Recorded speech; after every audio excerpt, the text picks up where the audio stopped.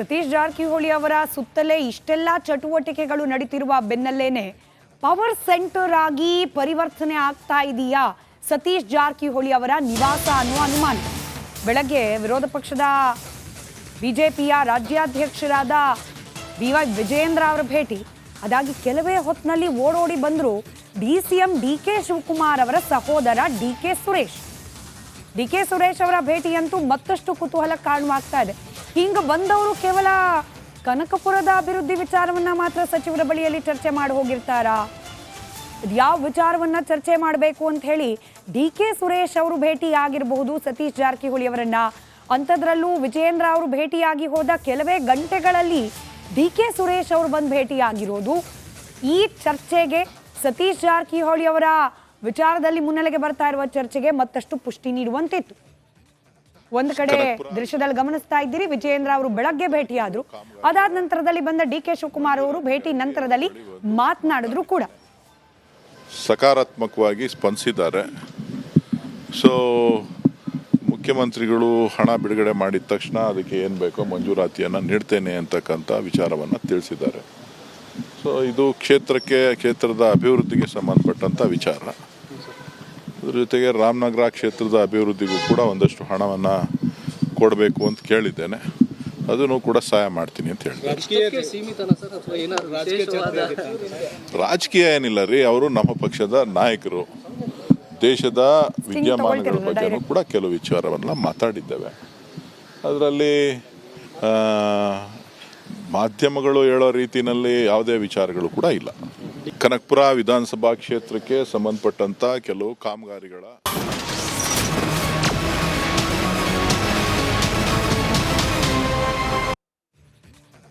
ಹಾಗಾಗಿ ನಾನು ಹೇಳಿರ್ತಕ್ಕಂಥದ್ದು, ಮುಖ್ಯಮಂತ್ರಿಗಳು ರಾಜೀನಾಮೆ ಕೊಡ್ತಕ್ಕಂಥ ಕಾಲ ಸನ್ನಿಹಿತ ಆಗಿದೆ.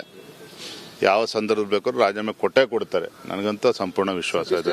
ಸರ್ ಅವ್ರು ಹೇಳ್ತವ್ರೆ, ಅವ್ರು ಹೇಳಕ್ಕೆ ಯಾರು ಅವರು? Who is Vijendra? ಅವರು BJP ಅಧ್ಯಕ್ಷರಾಗಿದ್ದಾರೆ. ನಮ್ಮ ಕಾಂಗ್ರೆಸ್ ಪಕ್ಷ ಇದು.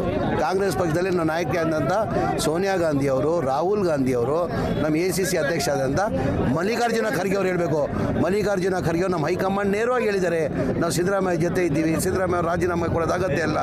ವೇಣುಗೋಪಾಲ್, ಸುರ್ಜೇವಾಲಾ ಅವ್ರು ಬಂದು ಬೆಂಗಳೂರಲ್ಲಿ ಬಂದು ಪ್ರೆಸ್ ಮೀಟ್ ಮಾಡಿ ಹೋಗಿದ್ದಾರೆ. ಇನ್ನು CM ಆಸೆ ಆಕಾಂಕ್ಷಿಗಳ ಬಗ್ಗೆ ಸ್ವತಃ ಸಚಿವ ಸತೀಶ್ ಜಾರಕಿಹೊಳಿ ಮಾತನಾಡಿದ್ರು.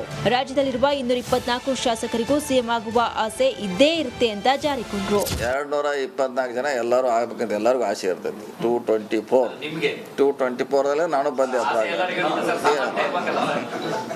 224 ಎಲ್ಲರೂ ಒಂದು ಜೀವನದಾಗ ಆಗ್ಬೇಕಂತ ಎಲ್ಲರೂ ಒಂದು ಸ್ಟೆಪ್ ಹತ್ತಿದ್ರೆ ನೆಕ್ಸ್ಟ್ ಮಂತ್ರಿ ಆದ್ಮೇಲೆ ಸೀನಿಯಾರಿಟಿ ಮ್ಯಾಗೆ DCM ಆದ್ಮೇಲೆ CM ಮುಗಿದ್ಮೇಲೆ ಕೇಂದ್ರ ಸಚಿವರು 6ನೇ ಸ್ಟೆಪ್. ಅದು ಹಿಂಗೆ ಅವರ ಆಸೆ ಇಟ್ಕೊಂಡು ಕೂತಿರ್ತಾರೆ. ಅತ್ತೆ ಬೆಳಗಾವಿಯಲ್ಲಿ ಮಾತನಾಡಿರುವ ಸತೀಶ್ ಜಾರಕಿಹೊಳಿ ಪುತ್ರಿ ಪ್ರಿಯಾಂಕಾ ಜಾರಕಿಹೊಳಿ ತಂದೆ ಪರ ಬ್ಯಾಟ್ ಮಾಡಿದ್ರು. ನಮ್ಮ ತಂದೆ ಮುಂದಿನ ದಿನಗಳಲ್ಲಿ CM ಆಗಬಹುದು ಅಂದ್ರು.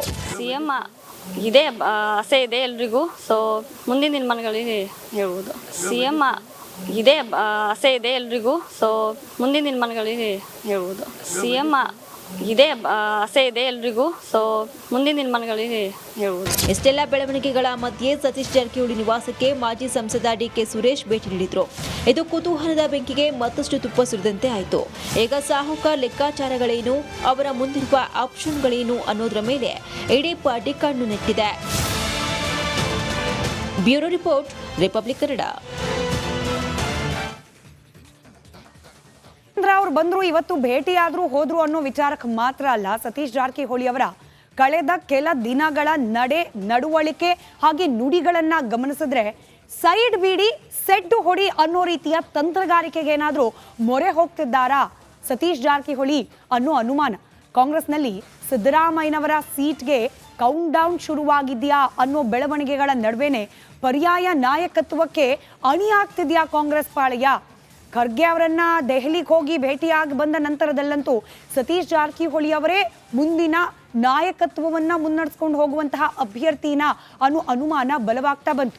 ಕಳೆದ ಕೆಲ ತಿಂಗಳುಗಳಿಂದ ಅಂತೂ ಗಮನಿಸಬಹುದು, ಬೆಳಗಾವಿ ಭಾಗದಲ್ಲಿ ಅಭಿಯಾನನೇ ನಡೆದು ಹೋಗಿದೆ. ಮುಂದಿನ ಮುಖ್ಯಮಂತ್ರಿ ಸತೀಶ್ ಜಾರಕಿಹೊಳಿ ಅವರೇ ಅನ್ನೋ ಸೋಷಿಯಲ್ ಮೀಡಿಯಾ ಕ್ಯಾಂಪೇನ್ಗಳು, ಸತೀಶ್ ಜಾರಕಿಹೊಳಿ ಅವರು ಹೋದಲ್ಲಿ ಬಂದಲ್ಲಿ ಬಹಿರಂಗ ಘೋಷಣೆಗಳು ಇದು ನಡೀತಲೇ ಬಂದಿತ್ತು. ಆದರೆ ಕಾಂಗ್ರೆಸ್ನ ಹೈಕಮಾಂಡ್ ಮಟ್ಟದಲ್ಲೂ ಕೂಡ ಆಲ್ಟರ್ನೇಟಿವ್ ಲೀಡರ್ಶಿಪ್ ಅನ್ನೋ ಆಲೋಚನೆ ಪ್ರಾರಂಭವಾಗಿದ್ದು, ಆ ಪಟ್ಟಿಯ ಪೈಕಿ ಸತೀಶ್ ಜಾರಕಿಹೊಳಿ ಅವರನ್ನೇ ಮೊದಲಿಗರಾಗಿ ಪರಿಗಣಿಸ್ತಾ ಇದೆಯಾ ಕಾಂಗ್ರೆಸ್ನ ಹೈಕಮಾಂಡ್ ಅನ್ನೋ ಅನುಮಾನ. ಕೇವಲ ಇಷ್ಟು ಮಾತ್ರ ಅಲ್ಲ, ಸತೀಶ್ ಜಾರಕಿಹೊಳಿ ಅವರಿಗೆ ಸ್ವಪಕ್ಷೀಯರಲ್ಲ, ವಿರೋಧ ಪಕ್ಷಗಳಿಂದಲೂ ಕೂಡ ಸಿಗ್ತಿದೆಯಾ ಬೆಂಬಲ? ಆಗೋ ಹಾಗಿದ್ರೆ ಸತೀಶ್ ಅಣ್ಣನೇ ಸಿಎಂ ಆಗ್ಲಿ ಅನ್ನೋ ರೀತಿಯಲ್ಲಿ ವಿರೋಧ ಪಕ್ಷದ ಕೆಲ ನಾಯಕರು ಕೂಡ ಲೆಕ್ಕಾಚಾರವನ್ನ ಹಾಕಿ ಅವರಿಗೆ ಸಪೋರ್ಟ್ ಮಾಡಲಿಕ್ಕೆ ಮುಂದಾಗ್ತಿದ್ದಾರಾ ಅನ್ನೋ ಅನುಮಾನ. ಇದಕ್ಕೆ ಪುಷ್ಟಿ ನೀಡುವಂತೆಯೇ ಇತ್ತು ಇವತ್ತು ವಿಜಯೇಂದ್ರ ಅವರ ಭೇಟಿ. ಮೇಲ್ನೋಟಕ್ಕೆ ಅವರು ಕೊಟ್ಟ ಹೇಳಿಕೆ ಖಾಸಗಿ ವಿಚಾರಗಳು, ಅದರಲ್ಲೂ ಕೆಲ ಬೇರೆ ವಿಚಾರಗಳ ಬಗ್ಗೆ ಚರ್ಚೆ ಮಾಡೋಕಿತ್ತು, ಹೀಗಾಗಿ ಆದ ಭೇಟಿ, ಇದರಲ್ಲಿ ರಾಜಕೀಯ ತಂತ್ರಗಾರಿಕೆಗಳಿಲ್ಲ ಅನ್ನೋ ಹೇಳಿಕೆಯನ್ನ ಕೊಟ್ಟರು ಕೂಡ ರಾಜಕಾರಣಿಗಳ ಹೇಳಿಕೆಯನ್ನ ಅವ್ರು ಹೇಳಿದಷ್ಟೇ ಅರ್ಥ ಅನ್ನೋ ರೀತಿಯಲ್ಲಿ ಸೀಮಿತವಾಗಿ ನೋಡಲಿಕ್ಕೆ ಸಾಧ್ಯ ಇಲ್ಲ. ಹೀಗಾಗಿ ವಿರೋಧ ಪಕ್ಷ, ಅದರಲ್ಲೂ ಬಿಜೆಪಿಯ ಕೆಲ ನಾಯಕರು, ಅದರಲ್ಲೂ ಇನ್ ಪರ್ಟಿಕ್ಯುಲರ್ ವಿಜೇಂದ್ರ ಅವರ ಬೆಂಬಲ ಕೂಡ ಸತೀಶ್ ಜಾರಕಿಹೊಳಿ ಅವರ ಈ ಸಿಎಂ ಕನಸಿಗೆ ಸಿಗ್ತಾ ಇದೆಯಾ ಅನ್ನೋ ಕುತೂಹಲ. ಇನ್ನು ಮೊನ್ನೆ ದೆಹಲಿಗೆ ಹೋಗಿ ಮಲ್ಲಿಕಾರ್ಜುನ್ ಖರ್ಗೆ ಅವರನ್ನ ಭೇಟಿಯಾಗಿ ಬಂದ್ರು. ಇವತ್ತು BY ವಿಜೇಂದ್ರ ಅವರನ್ನ ಭೇಟಿಯಾಗಿದ್ದಾರೆ ಸತೀಶ್ ಜಾರಕಿಹೊಳಿ ಅವರು. ಹೀಗಾಗಿ ಅವತ್ತು ದೆಹಲಿಯಲ್ಲಿ ಹೈಕಮಾಂಡ್ನ ಅಭಯ, ಇವತ್ತು ಬೆಂಗಳೂರಿನಲ್ಲಿ ವಿರೋಧ ಪಕ್ಷಗಳ ಸಹಾಯ ಹಸ್ತ, ಇದೆಲ್ಲವೂ ಕೂಡ ಸತೀಶ್ ಜಾರಕಿಹೊಳಿ ಅವರಿಗೆ ಲಭಿಸಿದೆಯಾ ಅನ್ನೋ ಅನುಮಾನಕ್ಕೆ ಕಾರಣವಾಗ್ತಿದೆ.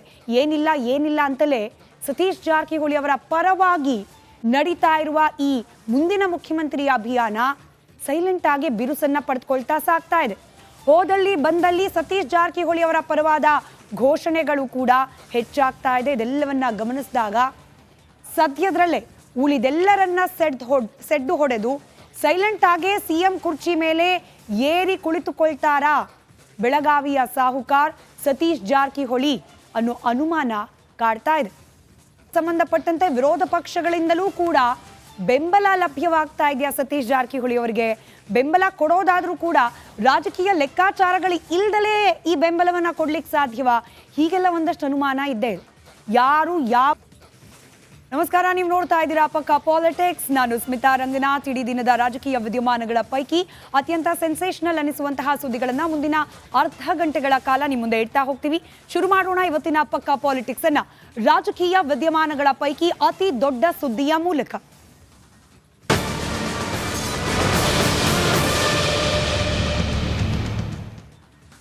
ಈ ಮೂಡಾ ವಿಚಾರ ಶುರುವಾದಾಗಿನಿಂದಲೂ ಕೂಡ ಸಿದ್ದರಾಮಯ್ಯನವರು ಮುಖ್ಯಮಂತ್ರಿ ಪದವಿಯನ್ನ ತ್ಯಾಗ ಮಾಡಲೇಬೇಕಾದ ಅನಿವಾರ್ಯ ಪರಿಸ್ಥಿತಿ ಬಂದ್ಬಿಡಬಹುದು ಅನ್ನೋ ಚರ್ಚೆ ನಡೀತಲೇ ಇದೆ.